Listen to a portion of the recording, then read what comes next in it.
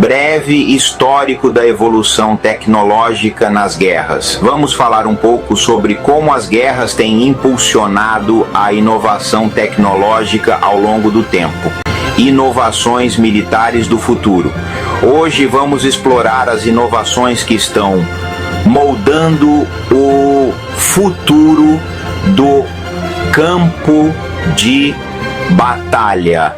Teaser das tecnologias que serão abordadas. Fique conosco para descobrir tecnologias fascinantes como drones autônomos, armamentos inteligentes e muito mais. Olá, combatentes do canal Extra Guerra. A guerra na Ucrânia e os combates da Marinha Americana contra as forças houthis do Mar Vermelho mostraram que a guerra mudou completamente. Quem não percebeu isso ainda está ficando para trás. Recentemente, nós fizemos uma entrevista com um militar do grupo Wagner, né, o Vadim Belov, que lutou nas cercanias de Bakhmut em 2022. E ele coloca algumas coisas interessantes. Né? O que a gente começa a perceber, então? Que hoje em dia, para um exército moderno, um nerd que saiba operar um drone, ele tem tanta importância quanto um soldado com excelente preparo físico, aí, etc. Por quê? Porque esse cara do drone ele vai conseguir fazer muito estrago. Essa especialidade dele, ela proporciona uma flexibilidade aos exércitos modernos extremamente letal. Essa é uma coisa que a gente já começa a perceber, não tem como, né? Mas vamos acompanhar o vídeo aí, o desdobramento do nosso vídeo, para ver as outras mudanças, né, tecnológicas, de enfoque humano, né, que a guerra moderna está trazendo ao cenário geopolítico. Tipos de drones e suas aplicações. Existem diversos tipos de drones, cada um com suas próprias aplicações no campo militar. Vamos explorar alguns desses tipos e entender como são utilizados em diferentes cenários. Bom, gente, o que aconteceu? Essa é outra coisa interessante que o Belov fala na entrevista dele. Quando ele chegou na Ucrânia, os drones eram usados principalmente para reconhecimento, tá? Não havia ainda aquela coisa do drone com uma granada, etc., né?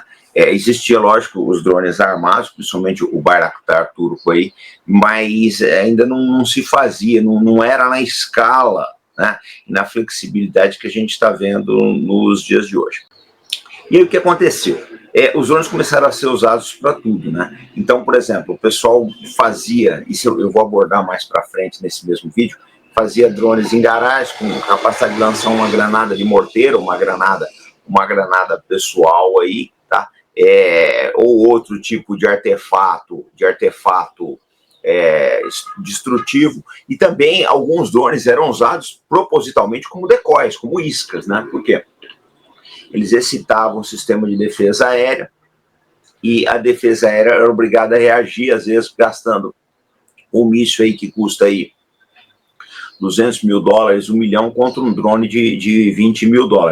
E outra coisa que os drones foram usados também é apoio à guerra eletrônica, porque a Rússia, principalmente, ela já tem um sistema de drones agora que fica muito difícil você jamear, tá? Você precisaria jamear todos, porque eles operam em redes. Agora, uma das maiores inovações tecnológicas dos drones nessa guerra não foi exatamente, né, não é exatamente uma coisa nova, é o drone guiado por fibra ótica. A gente já tinha visto essa tecnologia, quem é mais antigo, aí nos anos 70 e 80, né, porque tinha alguns mísseis anticarro que eram guiados por fio.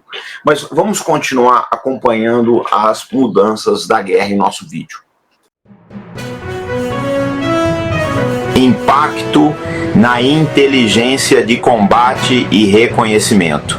A introdução dos drones mudou drasticamente a forma como a inteligência de combate e o reconhecimento são conduzidos. Vamos discutir como essas mudanças estão impactando as estratégias militares modernas. Bom, e isso é uma coisa realmente interessante, tá, pessoal? Por que eu digo isso daí? Porque, por exemplo, antigamente você tinha uma concentração ali, né? Quando você tinha um posto de comando de uma brigada, de uma divisão de exército, você tinha todo o Estado-Maior colocado ali, unidades de apoio logístico, segurança, etc. Hoje já fica mais difícil isso, né? Porque se você tiver uma concentração de emissão de sinais rádio, né, sinais eletromagnéticos muito grande no local, isso vai ser localizado, fatalmente vai ser localizado, e aquilo ali vai ser bombardeado. E outra, os drones são quase onipresentes no campo de batalha hoje em dia, então fica muito difícil você esconder qualquer coisa, né? Então a camuflagem está mudando, né? Os carros de combate precisam ter uma proteção adequada, né? E assim, a flexibilidade do recurso, antigamente você dependia ou de uma imagem de satélite, que levava um tempo para chegar, ou de patrulhas de reconhecimento, que elas têm toda aquele problema de ir, se deslocar, voltar, as limitações humanas. O drone já não tem essa limitação, você solta ele em questão de minutos, ele já está na cena que você quer explicitar, aí, local que você quer reconhecer, já está te emitindo as informações em tempo real. Então isso muda tudo, isso muda a maneira como nós posicionamos a nossa tropa, né, no campo de batalha, a maneira como nós nos protegemos, a maneira como nós vemos o inimigo e a maneira como o inimigo tenta evitar que nós o vejamos. Questões éticas e legais sobre o uso de drones autônomos. O uso de drones autônomos levanta uma série de questões éticas e legais. Vamos analisar esses desafios e considerar as implicações para o futuro. Sistemas autônomos de armas. Robôs de combate e sua capacidade de tomada de decisão. Bom, essa questão aí do drone autônomo é uma coisa muito séria, né? Está levantando diversos questionamentos, né? E do uso de inteligência artificial também. Parece que Israel fez um bom uso aí do reconhecimento facial na guerra em Gaza. Isso é uma questão aí que vai ser bastante debatida no futuro, mas nós temos que lembrar que os organismos internacionais, eles estão em baixa no momento. O Tribunal Penal Internacional está numa situação difícil, a ONU está completamente desmoralizada, justamente porque não conseguiu impedir essas duas guerras. Então, o mais provável é que essas tecnologias agora elas atuem sem freio. A verdade é essa, nós estamos voltando à época da lei da selva, né? Quem tem condições de impor a força vai fazê-lo, porque é um enfraquecimento muito grande aí, né, das instituições internacionais. Eu vou dar como exemplo o fato de que o presidente Trump agora ele está cobiçando a Groenlândia. Se não houver, eu vejo poucas chances aí, tá, de impedir esse anseio dele. Acho que se ele quiser tomar a Groenlândia para os Estados Unidos, ele irá fazer. E se ele fizer isso, eu acho que ele não vai parar aí também. Eu quero ver como é que a hipocrisia internacional vai ficar com relação a isso. Mas vamos continuar assistindo o nosso vídeo. Impacto da IA na logística e planejamento militar. A inteligência artificial, né, na verdade não é uma inteligência, é uma coordenação de algoritmos aí que buscam informações e procuram alinhá-las aí de maneira a te dar uma resposta satisfatória. Mas é uma ferramenta de trabalho que eu acredito que chegou para ficar. Eu não vejo ainda, no estágio atual que os algoritmos estão, que essas tecnologias estão, e que elas possam aí te oferecer uma solução segura. Mas eles facilitam muito a carga de trabalho. Eu acho que a principal vantagem da inteligência artificial é facilitar a carga de trabalho. Quando você sabe usar isso aí em seu favor, lógico que você vai ter uma produção mais eficiente. Essa que é a verdade. Então, os exércitos que souberem usar a inteligência artificial na sua organização, na otimização de processos aí, né, eles vão sair na frente. O problema todo é que agora com a entrada de chineses, russos, iranianos, já os indianos também nesse mercado aí, a inteligência artificial ela vai se tornar acessível a todos, né? Então eu acho que isso vai nivelar muito a capacidade dos exércitos. Eu acho que aquilo que os Estados Unidos fez no Iraque e no Afeganistão, no início desse século, já não vai conseguir fazer com tanta facilidade no mundo afora, e os outros países também não. A inteligência artificial, eu acho que ela vai dar muito poder para exércitos de países que não têm tantas condições econômicas de mantê-los. Nós vamos continuar a nossa preleção. A corrida armamentista e a nova ordem mundial. Uma coisa também que ficou evidente nessa guerra, né, é a massa, a produção em massa. Então, a gente tem, por um lado, a capacidade da indústria de defesa da Rússia, que é 3 vezes maior aí que a da OTAN em termos de artilharia, por exemplo. Eles conseguiram superioridade de artilharia justamente por causa disso. Agora, há um fator que é muito importante, que a gente tem que olhar. A Rússia, isso o Brian Berletti, que é um dos melhores analistas do mundo, na minha opinião, ele sempre fala, né? Que a Rússia tem um sistema de driving purpose, né? Então, a finalidade da indústria de defesa da Rússia é exatamente o emprego, é a obtenção da superioridade bélica, ao passo que a indústria de defesa da OTAN, ela é driving profit, né? Dirigida para o lucro. Então, ela não se preocupa com eficiência. Tem que dar lucro para remunerar os CEOs, para remunerar os shareholders, os acionistas, etc. Isso acaba colocando muita corrupção nos contratos e não entrega a quantidade de armamentos necessários, nem na eficiência dos mesmos. Quem duvidar disso daí é só ver a inferioridade de meios que está sendo mandado para a Ucrânia, né, em termos de quantidade, e os projetos que a gente tem visto aí que tem dado problemas, o F-35, os navios LCS, o Zumwalt americano, são todos projetos aí que deram problemas exatamente porque se visava o lucro, não se buscou a eficiência e a eficácia do armamento. Isso por um lado. Do outro lado, a gente nota uma coisa interessante. A Ucrânia, ela explodiu a sua fabricação de insumos através de milhares de pequenas oficinas que fabricam drones. O cara faz um drone na casa dele, é uma verdade hoje em dia, né? Compra as peças aí, depois monta lá rapidinho, milhares de oficinas fazendo isso, você tem uma grande produção. Essa é que é a verdade, isso é uma coisa que tem que ser pensada, né? Isso eu acho uma solução extremamente inteligente e viável, eficaz. Agora, a gente tem que olhar uma coisa, né?